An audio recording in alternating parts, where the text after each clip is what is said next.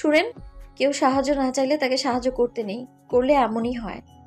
তানজিম দীর্ঘশ্বাস ছেড়ে বলল, রিডিকুলাস। আবার আমায় অপমান করলেন। ওকে যান, আজ আমার জন্মদিন উপলক্ষে ছেড়ে দিলাম আমি আপনাকে। তানজিম বিরক্তি নিয়ে জায়গা থেকে প্রস্থান করলো। এই মেয়ের সাথে কথা বললেই ওর মাথাটা গরম হয়ে যায়। আজ বিরিয়ানি, চিকেন, পায়েস রান্না হয়েছে। ফারিসার খুশির অন্ত নেই। এ বাড়িতে এসে ওর একটা বাজে অভ্যাস তৈরি হয়েছে, সেটা হলো খেতে বললে টিভি দেখতে হবে, টিভি দেখতে দেখতে না খেলে হবে না। রবিন দুপুরের খবর দেখছিল, ফারিসা বসে খাচ্ছিল আর টিভি দেখছিল। কিন্তু খবর নিয়ে ওর কোনো ইন্টারেস্ট নেই, শুধু রবিন দেখছে তাই ওকেও দেখতে হচ্ছে। এমন সময় খবরের মেয়েটি বলল, দীর্ঘ 18 বছর পর সন্ত্রাসী শাহাদাত চৌধুরী আজ মুক্তি পেয়েছে। তাকে রিসিভ করতে এসেছে তার ছেলে শাওন, সাথে আরও লোকজন।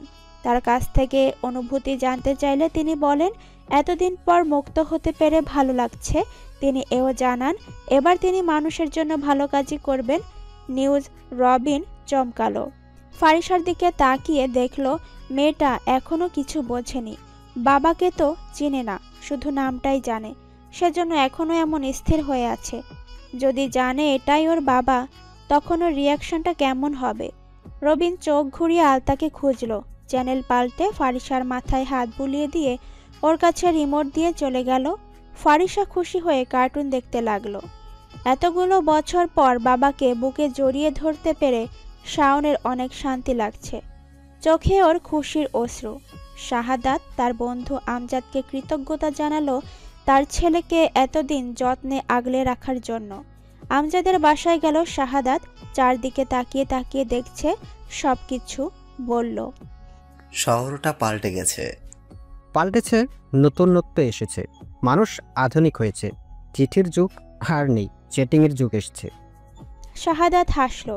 শুধু মনে পড়ে গেল প্রিয়তম স্ত্রীর কথা। এটা অবশ্য নতুন কিছু নয়। প্রতিটা কাজে প্রিয়তমর শূন্যতা অস্তিত্ব অনুভব করে। তাদের মধ্যে কখনো ফোনে কথা হয়নি, সব সময় চিঠিতেই কথা হতো। আচ্ছা, সেই চিঠিগুলো কোথায়? তাদের বাড়িটায়? আদৌ চিঠিগুলো আস্ত আছে? আব্বু, তুমি চিন্তা করো না, তোমার সাথে সব অন্যায়ের শাস্তি আমি নেব। শাহাদাতের ললাটে চিন্তার ভাঁজ পড়ে বলল, কি করবে তুমি? ওদেরকে নিঃশেষ করে দিব, আমার মা বোনের মৃত্যুর শাস্তি দিব। শাহাদাত শান্ত চোখে শান্ত কণ্ঠে উত্তর দিল, এমন কিছুই করবে না তুমি। আমি চাই না তুমি এসব করো। ভুল পথে পা বাড়ি ওঠা, যা হওয়ার হয়ে গেছে। আব্বু, তুমি কিভাবে সবটা মেনে নিচ্ছ? ওদেরকে এভাবে ছেড়ে দিবে?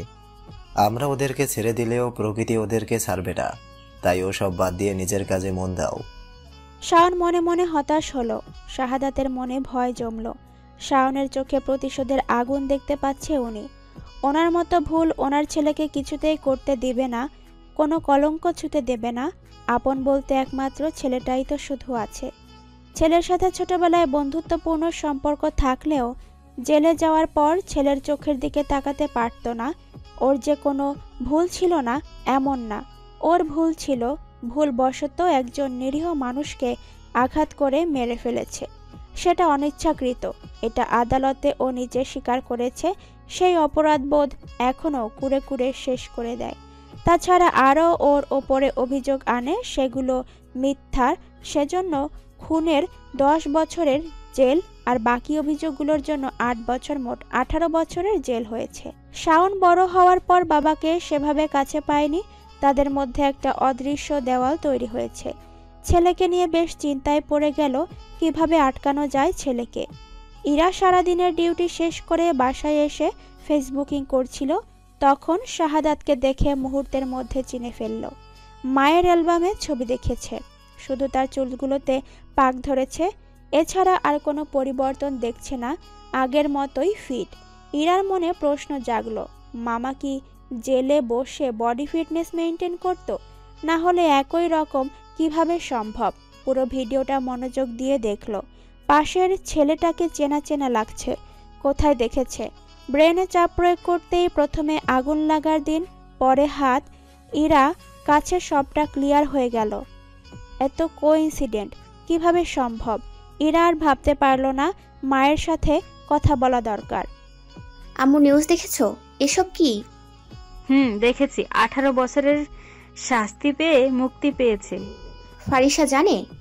না, ফারিসাকে কিছু বলিনি। মেয়েটা যদি এসব জানে, ওর মনের অবস্থা কি হবে বল। আজ ওর জন্মদিন। এদিনে ওর বাবা জেলে গিয়েছিল, ওর মা ওকে জন্ম দিতে মারা গেছিল। এসব একটা মানুষের পক্ষে কতটা কষ্টে, বুঝতে পারছিস না? আম্মু তবু ওর কাছ থেকে কতদিন লুকিয়ে রাখবে? ওর এখনো ম্যাচুরিটি হয়নি, বাচ্চার মতো করতে থাকে। যেদিন মনে করব ওর সবটা জানার মতো মেন্টালিটি হয়েছে, সেদিন জানাবো। যদি তার আগে কোনোভাবে জেনে যায়? তখন ওকে সামলানো ছাড়া উপায় থাকবে না। আলতা কলেজের কিছু কাগজপত্র নিয়ে বসেছিল আর পল্লবীকে চা পাঠাতে বলছিল। সেটা ফারিসা নিয়ে এসেছে। 1 মাইল দূর থেকে চিৎকার চেঁচামেচি করতে করতে আসছে। আলতা সতর্ক হয়ে গেল। ইরার সাথে স্বাভাবিক কথা বলতে লাগলো। কার সাথে কথা বলছো? ইরাপু, দাও আমি কথা বলবো। আমি ফোন দিলেই খালি বিজি আছি, পরে ফোন করব বলে, আর করে না। ইরা শুনতে পেয়ে বলল, সরি, আসলে এত কাজের চাপে সব ভুলে যাই। হয়েছে হয়েছে, আর ঢং করতে হবে না। একটা খবর শোনাতে ফোন করেছিলাম। কি খবর? আমাদের কলেজ অন্য কলেজগুলোর সাথে ফুটবল খেলায় জিতেছে, সেই জন্য এখন অন্য জেলার সাথে ফুটবল খেলতে যাবে, বুঝতে পারছো? ওরে বাবা, তুমি তো সেলিব্রিটি হয়ে যাচ্ছ। মিষ্টি খাও। হুম, যদি অন্য দেশের সাথে খেলার সুযোগ পাই তখন মিষ্টি খাওয়াবো।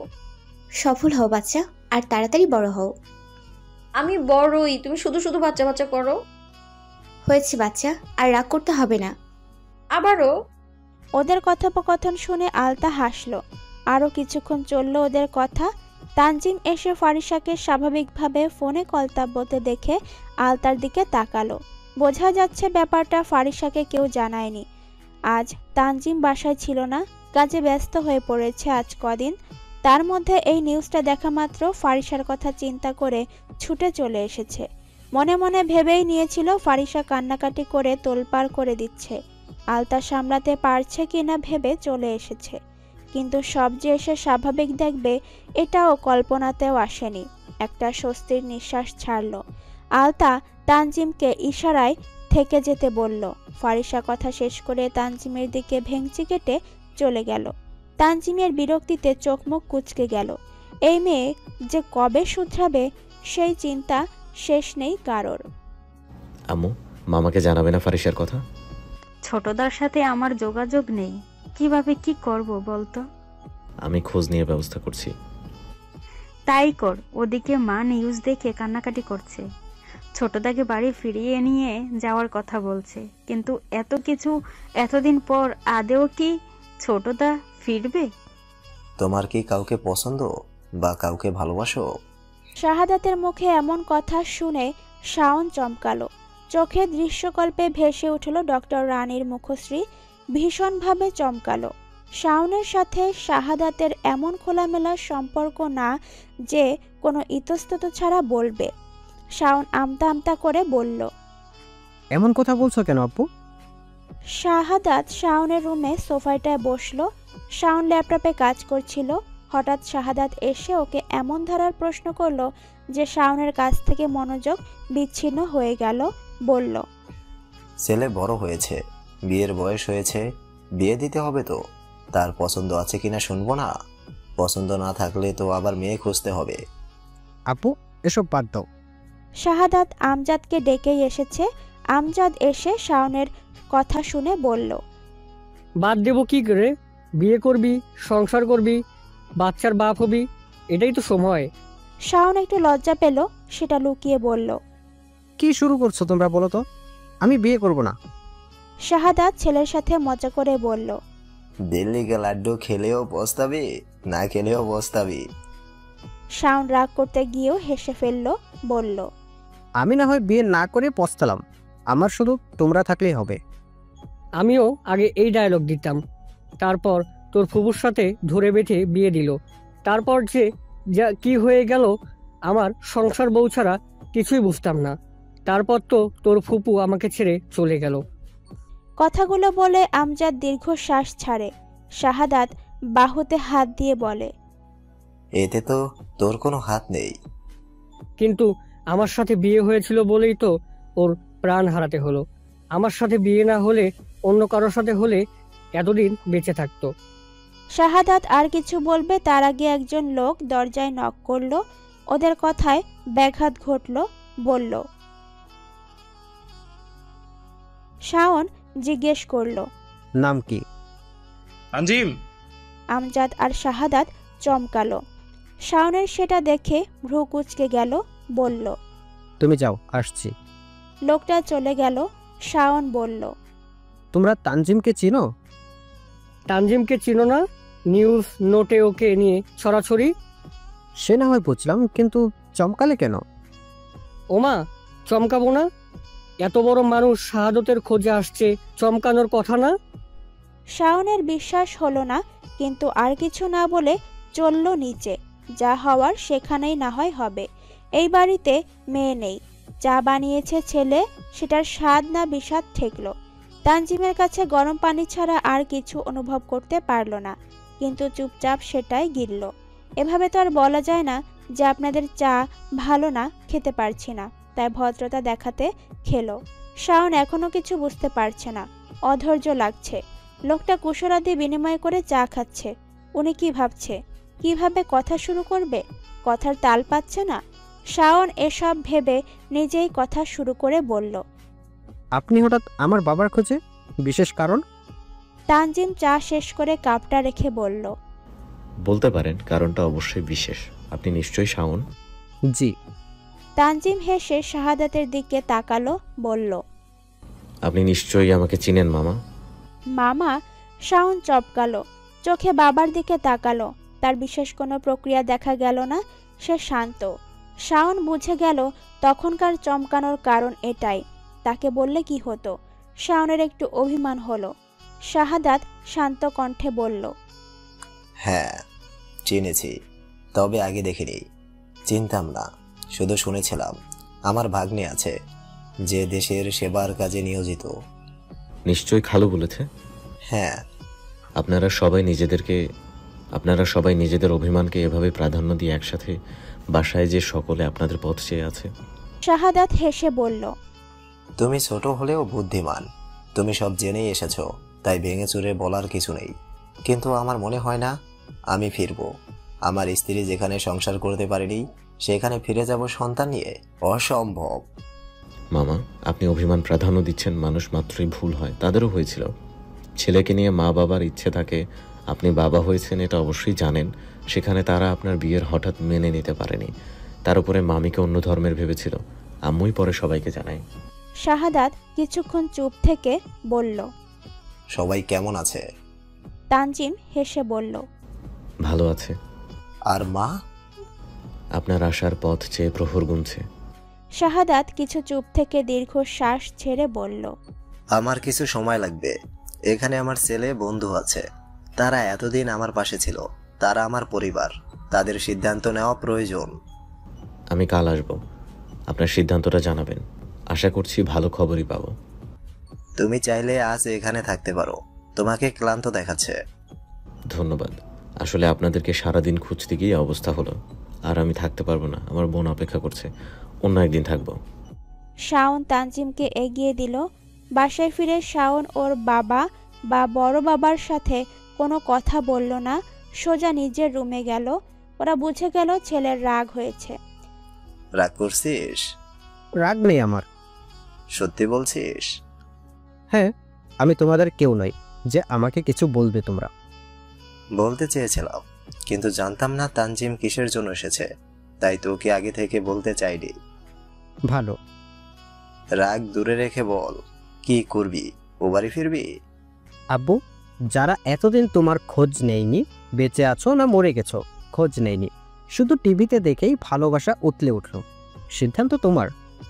তানজিম বাসায় এসে বসে আছে। ও বুঝতে পারছে না শাহাদাত ওর সাথে ফিরে যাবে কিনা। এদিকে ইরা রান্না করছে। অত ভালো রান্না না পারলেও চলার মতো রান্না করতে পারে। তানজিমের কাছে আলতা ফোন দিল শাহাদাতকে খুঁজে পেয়েছে কিনা সে খবর শোনার জন্য। উদ্বিগ্ন হয়ে বসে আছে কখন খবর পাবে। তানজিম ফোন ধরল। ওদের খবর নেওয়ার পর শুনল শাহাদাতকে পেয়েছে কিনা। পেয়েছি আম্মু, কিন্তু খুশি হওয়ার মতো কিছু নেই। এখনো বুঝতে পারছি না মামা ফিরবে কিনা। কাল তার মতামত জানাবে বলেছে। আলতা বিচলিত হয়ে বলল, ছোটদা কেমন আছে? ভালো আছে, ঠিক ছবির মতো, শুধু চুল দাড়িগুলো পাক ধরেছে, এই যা। আলতা শান্ত হয়ে বলল, ফারিসের কথা বলেছিস? না। বলবি, দেখবি নরম হবে, ওর কথা শুনলে আর না করতে পারবে না। আচ্ছা বলবো, তুমি এত টেনশন করো না তো, অসুস্থ হয়ে পড়বে তো, দেখবে ভালোই হবে। আচ্ছা, কি হয় না হয় আমাকে জানাস। বাড়িটা ফাঁকা ফাঁকা লাগছে, তোদেরকে ছাড়া ফারিসাকে আসতে বললাম, মেয়ে আমার হঠাৎ পড়াশোনা মনোযোগী হয়ে পড়লো, কারণটা খুঁজে পাচ্ছি না। তানজিম হাসল। ও জানে কারণটা কি। পড়া করে না যাওয়ায় পড়া হয়নি বিধায় ভুলভাল উত্তর দিয়ে কোচিংয়ে সবার সামনে হাসির পাত্রী হয়ে লজ্জায় পড়ে গেছিল। আর এখনই বান্দার চোখ মুখ খুলছে, মাথায় জেদ চেপেছে পড়াশোনায় মন দেওয়ার। এরার সাথে কথা বলে আলতা ফোন রাখলো। আলতার মন কিছুতেই শান্ত হচ্ছে না, ছটফট করছে। বাড়িতে ও আর পল্লবী ছাড়া কেউ নেই। দুজনে গল্প করলো অনেকক্ষণ, তারপর মনটা শান্ত হলো। শিলা ফারিসাকে পড়তে বসে ঝিমাতে দেখে বলল, বসে বসে না ঘুমিয়ে গিয়ে শুয়ে পড়ো।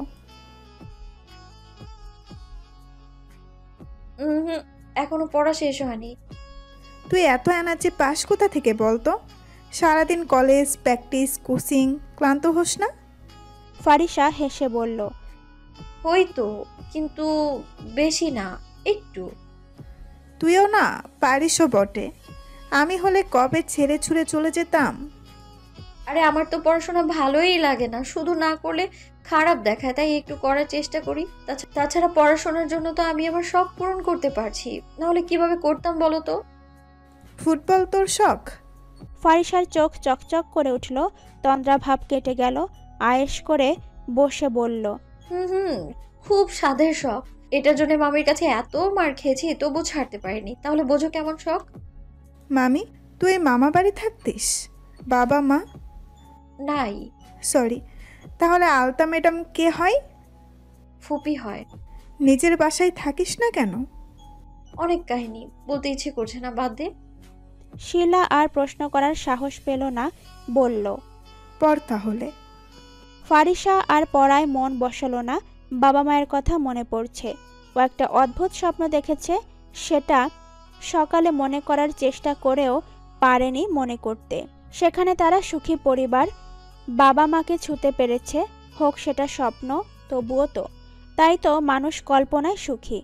যেভাবে উপন্যাস গল্প লেখে লেখকরা, যদি এমন হতো সব নিজের ইচ্ছে মতো হচ্ছে, তাহলে আর জীবনে আক্ষেপ, আফসোস, কষ্ট, শূন্যতা থাকতো না। ফারিসার দুঃখ হয়, কেন ওর বাবা মা নেই, কেন এত শূন্যতা ওর। আবদার করার মানুষ নেই, কেন নেই? ওর কি শখ, ইচ্ছে, আহ্লাদ করতে ইচ্ছে করে না? কেউ নেই, কিছু নেই। ফারিসার চোখ ঘোলা হয়ে এলো। পর মুহূর্তে চিবুক গড়িয়ে অশ্রু গড়িয়ে পড়ল বইয়ের কালির ওপরে। ফুপির কাছে আবদার করতে ওর ভয় লাগলে যদি বিরক্ত হয়, ওকে তাড়িয়ে দেয়। এমনিতেই ওর সব খরচ চালায়, যদি ওর খরচ না চালাতো ও কোথায় যেত, কি হতো ওর? শাপলা ওদের কথা শুনছিল। ফারিসার মন খারাপ হয়েছে কিনা বোঝার জন্য বলল, তুই কি বইয়ের মধ্যে ঢুকে যাচ্ছিস? ফারিসা নিজের কান্নাটা গিলে গলাটা স্বাভাবিক করার চেষ্টা করে বলল, আমি বইয়ের ভেতরে ঢুকে গেলেও তোর হাতটা সংযত রাখিস। শাপলা গোমরা মুখে বসে রইল, আর কোনো কথা বলার মুখ রইল না। এই ফারিসাটাও না ওকে শুধু খেপায়, ও কি ইচ্ছে করে করে নাকি? হয়ে যায়। শিলা হেসে ফেলে। শাপলা ওর দিকে বালিশ চেলে মারল। তানজিম সিদ্ধান্ত জানতে এলো সকাল 11টার দিকে। অবশ্য কাল ও শাওনের কাছ থেকে ফোন নম্বর নিয়েছিল, ফোনে সিদ্ধান্ত জানতে পারত, কিন্তু ও ফোনের ওপাশ থেকে ওদের মুখ দেখে মনের কথা বুঝতে পারত না বা বোঝার চেষ্টাটুকু করতে পারত। তাই তো আয়োজন করে চলে এসেছে। আপনার সিদ্ধান্ত জানতে এলাম মামা। বসো, চা খাও। তানজিম আড়ষ্ট দ্বিধা ছাড়া বলে ফেলল, মামা আমি চা খাবো না, আপনাদের বাসায় চায়ের গরম পানি ছাড়া কোনো স্বাদ পাই না। শাহাদাত হেসে বলল, যা বলেছ, তাই তো ছেলেকে বিয়ে দিতে যাচ্ছে, কিন্তু ছেলে বিয়ে করতেই চায় না। শাওনের ল্যাবে আজ জরুরি কাজ থাকা সত্ত্বেও যাচ্ছে না।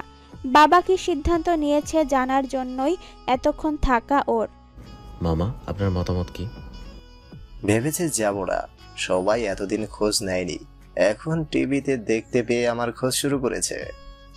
ব্যাপারটা এমন নয় মামা, সবাই আপনাদেরকে খুঁজছিল কিন্তু ভাগ্যক্রমে পায়নি। তখন তো ফোন, নেট এত আধুনিক ছিল না।